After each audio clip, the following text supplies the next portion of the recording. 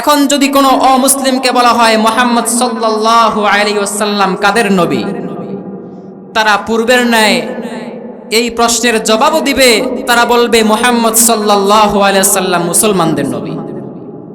অথচ কোরআন বলছে ভিন্ন কথা।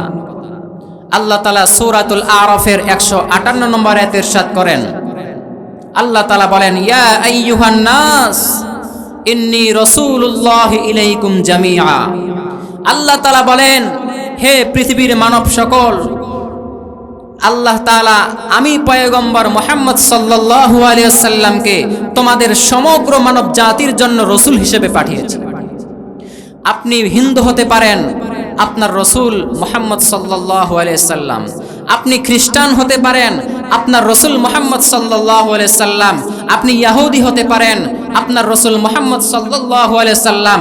আপনি মুসলমান হতে পারেন, আপনার রাসূল হলো মুহাম্মদ সাল্লাল্লাহু আলাইহি ওয়াসাল্লাম।